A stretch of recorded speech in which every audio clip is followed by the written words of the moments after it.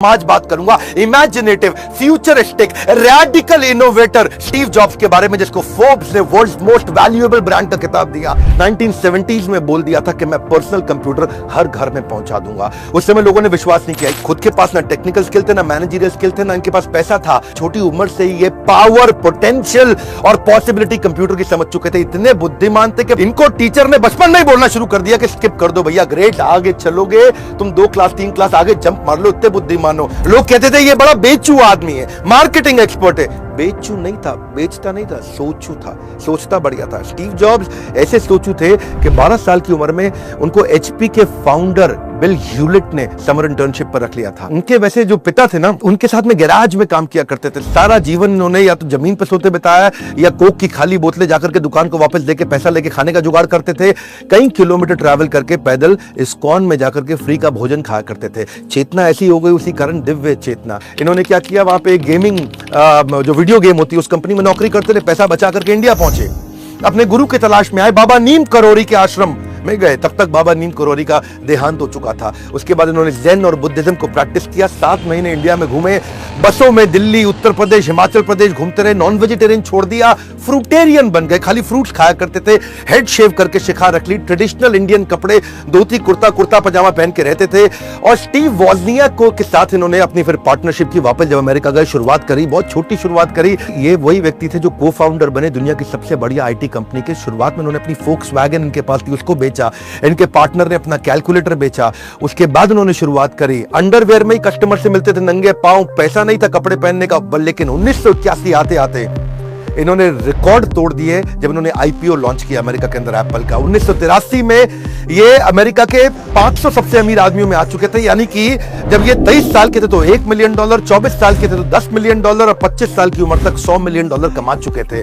Forbes ने इनको youngest richest लोगों की लिस्ट में डाल दिया। लेकिन 1983 में ये जॉन स्कली से मिले। ये जॉन स्कली की कहानी सुनिए।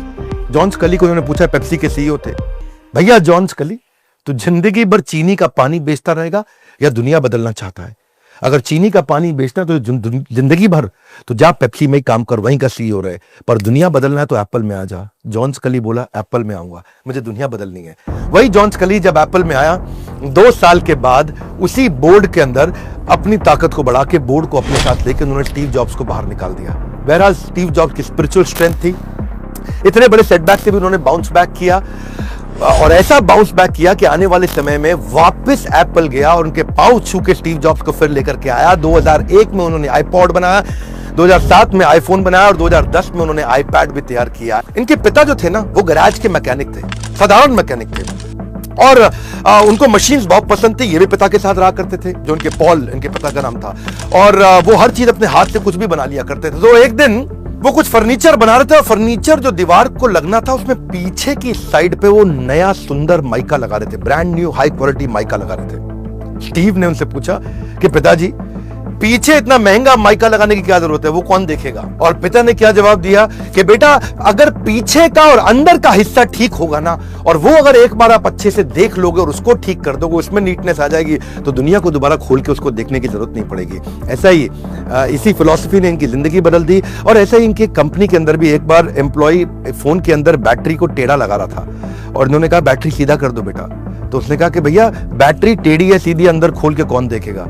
तभी स्टीव जॉब्स ने कहा, अंदर खोल के अभी देख लोगे तो फोन इतना बढ़िया बनेगा, दोबारा खोल के किसी को देखने की जरूरत नहीं पड़ेगी। तो नीटनेस से ही परफेक्शन आता है। ये एक मात्र ऐसी कंपनी थी जहां डब्बा खोलने की इन्होंने अलग से बहुत बड़ी टीम बनाई, जिसका केवल एक ही काम था कि हजारों डब्बे खोल के डब्बा खोलने का एक्सपीरियंस अच्छा करना है। डब्बे के अंदर उसको इतना आसानी से खोलें, उसके अंदर से मैनुअल फालतू आइटम हटा दें जिसकी कोई जरूरत ही नहीं पड़ती है। और हंड्रेड्स ऑफ प्रोटोटाइप बॉक्सेस को ऐसे खोलें, उसको उसका बॉक्स का शेप, उसकी एंगल, टेप कैसे लगाएंगे उस डब्बे पे, उसको भी खोल करके वो एक्सपीरियंस को बिल्ड करके उसको इंप्रूव किया करते थे। तो हर चीज को उन्होंने मिनिमम किया, एसेंशियल चीजों पे ध्यान दिया। लोगों भी इन्होंने ऐसे इवॉल्व किया। उसमें एप्पल में छोटा सा एक बाइट है, वो भी इसीलिए कि ताकि चेरी या टोमेटो ना लोग समझ बैठे, उसको एप्पल ही समझें। तो लोगों को भी इतना मिनिमम कर दिया कि लोगों के नीचे से कुछ नहीं लिखा, केवल लोगो लिखा। और आज ये दुनिया का स्लीकेस्ट लोगो और मोस्ट रिकॉग्नाइजेबल लोगो हो चुका है एप्पल का। बस वो सिंपल सा लोगो देखते ही लोग समझ जाते हैं भैया एप्पल की आइटम है। बचपन से ना इनका स्कूल में मन लगता था ना कॉलेज में मन लगता था। कॉलेज छोड़ने के बाद इन्होंने कैलीग्राफी की क्लासेस ज्वाइन कर ली, जहां इनकी डेकोरेटिव मेंटालिटी बिल्ड हो गई और उसके कारण ये परफेक्शनिस्ट भी हो गए उस डेकोरेटिव मेंटालिटी के चलते चलते ही। एक्चुअली क्या होता है, कैलीग्राफी का मतलब होता है ability to write one thing in 100 different ways. एक ही चीज को 100 तरीके से कैसे लिख सकते हैं, अलग अलग सुंदर सुंदर डिजाइन में कैसे लिख सकते हैं। मुद्दा कहां है, पकड़ना मेरी बात को, मुद्दा है 100 तरीके से सोचने में एक ही चीज को। वो आत्मा में चला गया इनके, यानी कि एक ही प्रॉब्लम को 100 तरीके से सोच पाना, यानी कि एक ही रिक्वायरमेंट को 100 डिजाइन्स की तरह सोच पाना। और वो कैलीग्राफी इनकी टेक्नोलॉजी में चली गई। यही हम भी सीखने का प्रयास करते हैं, अपने कंटेंट को कैसे बार बार रीडिफाइन करें, रीडिजाइन करें, हर बार आपको अच्छा एक्सपीरियंस दें, बढ़िया बढ़िया एनिमेशन ला करके दें। बेसिकली यही यूजर एक्सपीरियंस है। 1997 में जब इनको वापस इंटरिम सीईओ के रूप में बुलाया गया था ना, भैया स्टीव जॉब्स वापस आ जाओ, भैया एप्पल खत्म हो गई तुम्हारे बिना, वापस आ जाओ। जॉब्स जब वापस आए, उन्होंने देखा 350 आइटम बना रहे हैं, क्या मजाक बना रखा है कंपनी के अंदर। ये भी बनाएंगे, हम वो भी बनाएंगे, हम ऐसा भी बनाएंगे, वैसा भी बनाएंगे। स्टीव जॉब्स का हम सब कुछ बना रहे हैं। बोला shut up, stop it right now, minimalistic हो जाओ। 350 चीजों में से 340 इन्होंने हटा दी, डेटा को स्टडी किया और केवल 10 चीजों पर फोकस किया। Products had become redundant, outdated और बहुत एक्सपेंसिव पड़ता था प्रोडक्शन कॉस्ट को, वो नहीं प्रोड्यूस कर पाते थे क्योंकि फालतू चीजें बहुत ज्यादा कर दी। स्टीव जॉब्स एक मापदंड बन चुके थे क्वालिटी के। ये था स्टीव जॉब्स का नेचर। वो उनका रूल क्या था, let's free up the space for what matters the most. उसी पर फोकस करूंगा जो सबसे जरूरी है। इनके यहाँ जो मार्केटिंग वाले थे वो क्या कहते थे, वो अपने लैपटॉप को जब बेच रहे हैं बोल रहे हैं my laptop is fast, super light, has Pentium 5 processor, it comes in 3 grade colour. Steve Jobs बोला व्हाट नॉनसेंस, शट अप, ये सब नहीं चाहिए। When you talk to many things your message gets missed. समझ ही नहीं आएगा लोगों को तुम बोल क्या रहे हो, इतनी सारी बातें बोल रहे हो। स्टीव जॉब्स ने कहा एक लाइन बोलो, गेम चेंज करो, the world's thinnest notebook, that's it. इनकी स्ट्रैटेजी क्या थी, try to get people to take to one side. इन्होंने पूरी मार्केट को अलग कर दिया, तुम माइक्रोसॉफ्ट वाले और तुम एप्पल वाले, बाजार को अलग किया इन्होंने। तो ये बोले मुझको अननोटिस नहीं जाना है, मुझको अपने लोग अलग कर रहे हैं। Microsoft is my biggest competitor. ऐसा करते हैं, फैक्ट टेल्स स्टोरी सेल्स। मैं कहानी बनाता हूं माइक्रोसॉफ्ट के खिलाफ, इन्होंने कहानी बनाई। बोला मैं 3 चीजों पर फोकस करो, 3 चीजें हमारी शत्रु है, हमारे एनिमीज है। पहली एनिमी क्या है, कॉम्प्लेक्सिटी। अगर तेरे को कॉम्प्लेक्स पसंद है तू चल माइक्रोसॉफ्ट में निकल। दूसरी एनिमी हमारा क्या, लैक ऑफ गुड टेस्ट। तेरे को टेस्ट पसंद नहीं, तू माइक्रोसॉफ्ट खरीद, पब्लिकली आकर के बोला। तीसरी हमारा एनिमी है कन्वेंशनल थिंकिंग, तू आज भी तकियानुसी रूढ़िवादी पुराना है, माइक्रोसॉफ्ट खरीद। Microsoft processor is tasteless, it is classless. Public में आकर के उन्होंने बोलना शुरू किया Microsoft has no taste. The only problem with Microsoft is they just have no taste. They have absolutely no taste. और क्या बोलते थे, I don't mean that in a small way, I mean that in a big way. I don't mean that in a small way, I mean that in a big way. और इनका क्या मानना था, इतना बोल दो क्लियरली कि मैं टेस्ट और क्लास पे काम कर रहा हूं। और बोलते थे Microsoft doesn't bring culture to their product, उनके प्रोडक्ट में कल्चर ही नहीं है, हल्का बना दिया उसको। They don't think of original ideas and they don't bring much culture into their product. तो ये क्या कहते थे, get attention by communicating the dreams that your customer aspires to live. आपका कस्टमर क्या सपना देख रहा है वो मेरे को कम्युनिकेट करना है। तो ये क्या कहते थे, कल्ट ऐसा बना दो ना, once you buy Apple always you will buy Apple. और मैंने अपनी जिंदगी में वो लोग देखे नहीं जो एप्पल खरीदने के बाद दोबारा एंड्रॉइड में कभी गए हो। इनका जो पार्टनर था ना दूसरा, एक स्टीव जॉब्स, एक स्टीव वॉजनियाक, दोनों स्टीव्स का सी अलग था। पहले वाले स्टीव जॉब्स, उसका सी था कंज्यूमर कंज्यूमर कंज्यूमर, और वॉजनियाक क्या था, कोडिंग कंप्यूटर एंड सर्किट। वो कोडिंग कंप्यूटर सर्किट पे काम करता है, ये कंज्यूमर वाले सी पे काम करता है। दोनों का फोकस था अपना अपना। ऐसे ही दोनों पार्टनर ने धंधा चलाया। वो क्या, वो कंप्यूटर पे लगा रहता था, ये कंज्यूमर पे लगा रहता था।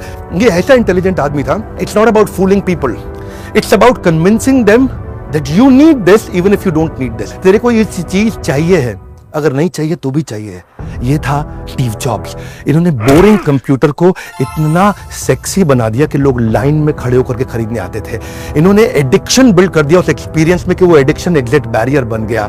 ये क्या कहते थे, एस्पिरेशन बिल्ड कर दोगे ना तो कंज्यूमर एडवोकेट बन जाएगा। और ये चाहते थे कि मेरा कंज्यूमर रेकमेंड करे मेरे को, तनख्वाह नहीं दूंगा तुझको मैं कस्टमर, पर रेकमेंड करेगा तू मुझको।